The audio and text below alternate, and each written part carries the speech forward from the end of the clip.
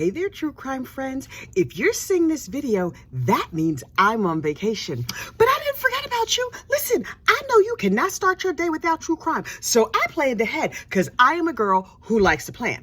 Also, at the time that I'm preparing these videos, there's not any trials going on that I'm interested in. So I was like, what am I going to do for my true crime friends while I'm off, doing whatever I do on vacation out of the country with my cheerings and my husband?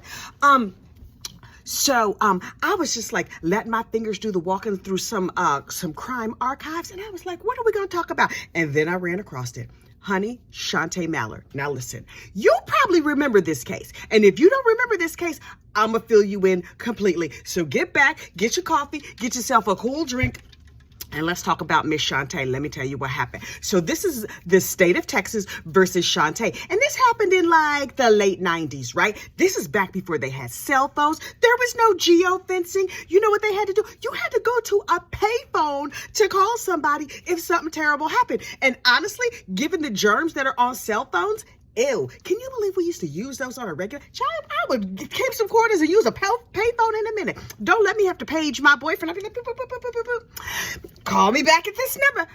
The olden days. Anyway, Miss Chante was a nice church girl, right? She's 25 years old. She's all put together. Little black girl, nice family. Her brother was like a firefighter. Very, very respectable. She went to church and everything. Good for her. She in prison now. Not to give away the ending, but we're not talking about her because she's still walking down the street, right? So, Miss Chante had a secret life. Right? So she was a CNA, a certified nurse's assistant. So she would go to work and she would help the sick. She was working at an old folks home. Oh, she was doing all the right things, except for in her secret life. No, she wasn't a hooker. Calm down. She used to smoke weed, but like not just smoke weed every now and then. She smoked weed daily. A chain weed smoker. Okay. I mean, if you smoke weed every day, that's your business. Who am I to judge? That's not my thing, but okay. Also, she used to like go get her little drinky drink on. So, okay, get a drink, have a little weed, have a good time. But to all the world, she was like in her pearls and with her pinkies out and doing everything she's supposed to do. So she goes out with her girlfriends one night at work and she's like, we're going to have a good time. Let's go to the club and let's dance. So they go to the club and they dance and they're drinking and she runs into her boyfriend over there. And the plan was that her and her boyfriend we're going to go home after the club. They was going to be together, right? But it was like a loose plan. And also, they had like a loose relationship, meaning he could go home with her or he could go home with somebody else if he met somebody else at the club. Now, listen, that's not me. If you're going home with me, then you need to go home with me. You can't be dipping it here and there and all around town because germs. So Miss Chante goes and she gets her drink on and her girlfriend is like, oh, I have this new drug. It's called ecstasy. Remember when ecstasy was new? That's so cute. Anyway, so they took an ecstasy pill and I was like, oh, it comes in pills? Okay, I didn't know that it came in. Okay, I don't know what I thought it came in, but I don't know. I just never imagined a pill. So anyway, so she has some weed and she has some ecstasy and she has some liquor, not a cocktail. She had liquor, the brown kind. So she gets late, right? She's like, oh, it's 2 a.m. We need to get out of here. And she was messed up. And her boyfriend was like, what is wrong with you? She's like, I don't feel good. And so he was like, what did you take? And she's like, nothing, just the liquor and the weed. But her girlfriend was like, oh, I gave her some of this new drug, ecstasy. It might not be agreeing with her. So she was really messed up. But her girlfriend was a little less drunk. So the girlfriend drove home. Bad idea. So they drive back to the girlfriend's house and the girlfriend is like, you spend the night or I can follow you home. Why do drunk people think that is a good idea? That is what? So I can watch you get in an accident? No, thank you. You can't just sleep on my couch. I do not understand drunk logic, but it is drunk logic. So there. So Chante was like, no. I'm going to be fine. I'm just going to jump on this highway over here. I'm going to be at my house in no time and it's all going to be good. So she's driving down the highway, drunk as she want to be, but the ecstasy must have wore off because she said she was feeling a little better. Okay, fine. And so she's driving down a 6-lane highway, unclear how fast she was going and boom, she hits a dude with her car. Oh my goodness. Shades of Janet Hines, because that is exactly what Miss Janet Hines did. But Here's where it gets bad. She hits a man with his car. Nobody knows why he was crossing a 6-lane highway, but he has some mental illness. I believe he suffered from schizophrenia, bipolar. Was he homeless? Was he not homeless? Unclear. But Miss Chante obviously freaks out. It's not bad enough that she hit this man with her car, because, oh, yes, she hit him with her car. He got lodged in her windshield. Listen, talk about a heart attack. Like, oh no, signs, things have gone horribly wrong. You get home to your house and it's a dude in the passenger seat, only not the right way around. His legs was still on the hood of the car, from his waist up inside the car. Child, and she's drunk, and she high, and she had an ecstasy pill. I can't get over the fact that ecstasy comes in pills. Anyway, so she was like, oh my God. So she calls her girlfriend, crying hysterical. Like, girl, you know I wear pearls. You know I'm a nurse's aide. You know I smoke weed with my pinky out. I can't be in this situation. And so her friend, still drunk, comes to her house and is like, okay, hang on, girl, I'm gonna help you. The likelihood that her drunk friend would have hit somebody too, very high, in my opinion. But the girlfriend got there safely. Maybe she drives better on ecstasy. I do not know. So the girlfriend gets there and they're like, oh, Lord Jesus. And so Chante is so religious. She was like, oh, God, tell me what to do. You know what the Lord would have told you not to do? Girl, don't smoke the weed and don't drive drunk. That would have been the first message from the Lord. But did she listen? No, she did not. So now she got a man in her garage. She's like, let me just hit this garage door open, let this door come down, because these neighbors can't be seeing me with the man in my windshield. And so she was like, she's hysterical. And understandably. So her girlfriend was like, you gonna need to call 911. And she's like, I'm not calling 911. And the girlfriend was like, I'm not calling. This ain't got nothing to do with me. So Chante says, you know what I'm gonna do? I'm gonna do the most sensible thing. You're thinking she's gonna call the police, right? Nah. The other sensible thing she could have done, she could have gone a couple of blocks up and called her brother, who was a paramedic and a firefighter. Maybe he could help. Oh, no. That is not what she did. She called her boyfriend. The boyfriend who went home with that other girl.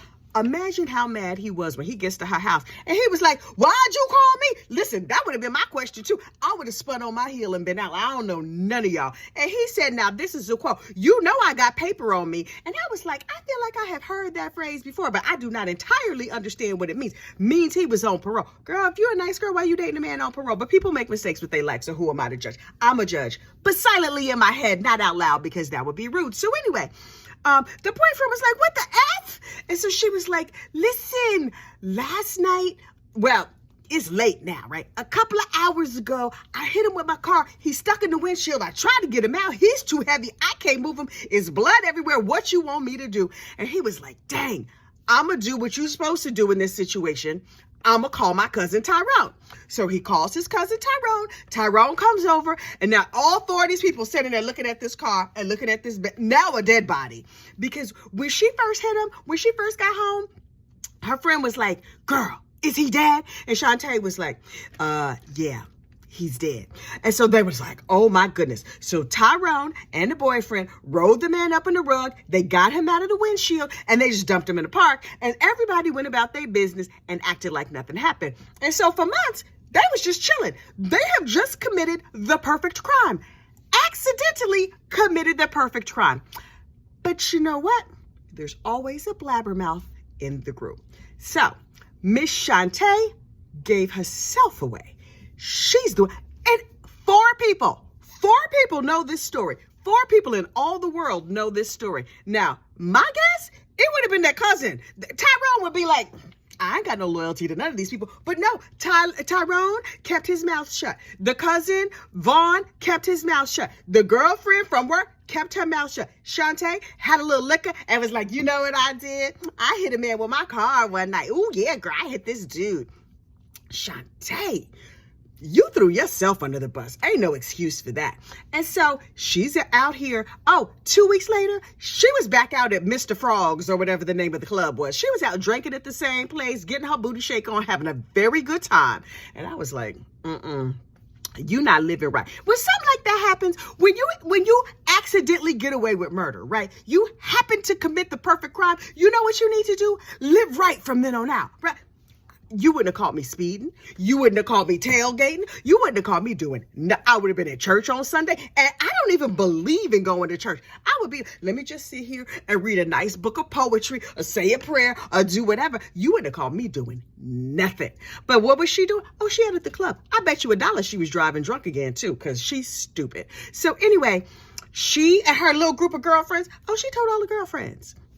They didn't even have like cell phones and stuff back then, because that would have been me. I would have been like, for real, girl? Let me just hit this record feature on my iPhone so we can capture this. I might need this information sometime later down the line.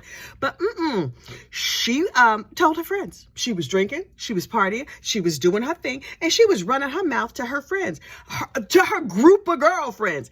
Then she gets into an argument with one of her girlfriends, and her girlfriend was like, you got a bad attitude. I never liked you. Those pearls are phony. And I got something on you. And so she was like, what you gonna do, Tal? So the girlfriend who was mad calls her mom. You know that trifling Chantel I've been hanging out with. I can't stand her. You know she was trying to kiss my boyfriend. You know what else she did, Ma? She hit that guy. That body they found in the park. Oh, that's her.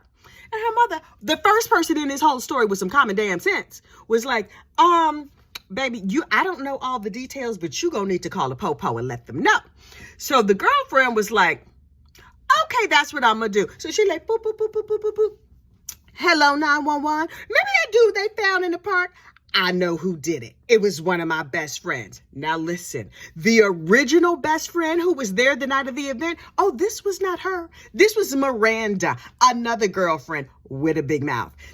Miranda was like, you know what she told me? Now, Miranda, understandably, had the story. Well, she had it from the horse's mouth. She had it from Chantel, whatever her name was. She had it from the killer.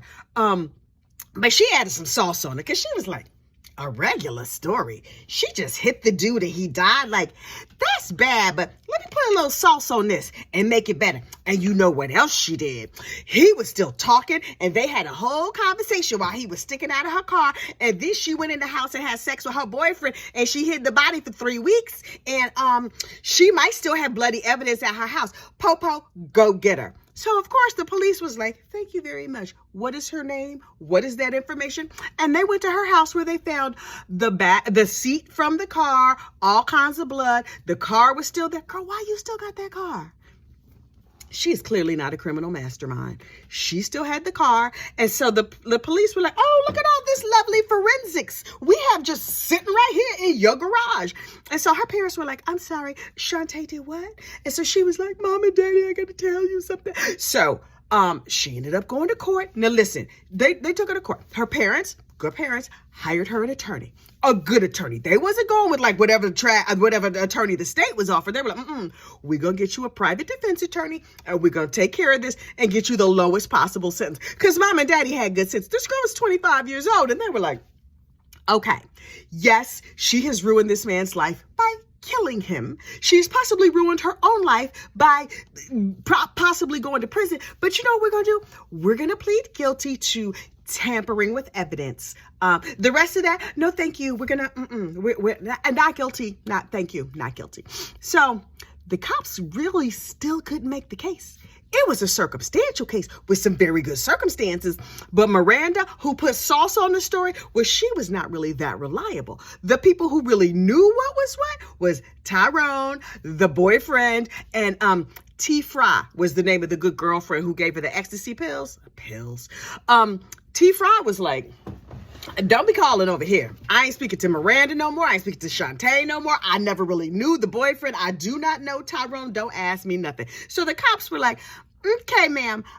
So you gonna have to go to prison for the rest of your life unless you give us the information. And T. Fry was like, let me think about this for 2 seconds. Look, you got a pen? I'm gonna make a full statement. A full and complete story. Right now, I'm gonna tell you everything that happened. So T. Fry broke down the whole story and gave all the details. And Chante was like, sat in court, weeping and wailing. And then the boyfriend who had paper on him, he had to go to prison for 10 years. How mad would you have been? I would have been so mad. So mad. But it was like a tampering charge. But he already had like a little bit of, he was on parole, probation, whatever they call. I think he was on parole, probation. Honestly, I don't even know the difference because I'm not up on the judicial system like that. But he had paper. So, he had to go back. He was sentenced to 10 years. So, that means he did like 5 to 8, something like that. And then cousin Tyrone, it was not said what he got, but he got a little piece of time too. Everybody got up there and they were like, yeah, Chante, she seemed like a nice girl. She used to wear pearls. We thought people who wore pearls were nice. Turns out she a killer. And then the EMS and everybody got up there, the medical examiner, and they were like, if she had called 911, he probably would have lived. Oh, that's terrible, because it turns out when she hit him with her car, she actually didn't kill him. He was still alive halfway through her windshield. And one of his legs was pretty much amputated. That's bad news. You wasn't going to be able to use that car again. You know what's funny, though? Well, not funny. Nothing about the story is funny. It's just very interesting. She was driving a what year was that car? 1997 Chevy Cavalier. I used to drive that same car. Back in the day, that was my car. My very first car was a Chevy Cavalier wagon. Child, you couldn't tell me nothing. Yes, I was 22 with a station wagon, but you know what I had? Wheels. I had wheels, and I was like in these streets. But you know what was not in my car? Well, there was some liquor bottles in my car. I'm not gonna lie. I didn't drive drunk, but when I would drink, I couldn't drink in my mom's house. I was raised with some common decency. So I would go sit in my car and I would drink in the car and then put the bottles under the seat. And then I would go back in the house. So I was not drinking in my mama's house. But if you was in my car and I hit the brakes, every bottle in the world came rolling from under that passenger seat, because that's how I would get down. And then when I found a recycling, because even though I was a drunk, I still knew to recycle. I would throw the bottles in a recycling bin. But until I hit some recycling, child, all kinds of beer bottles and everything.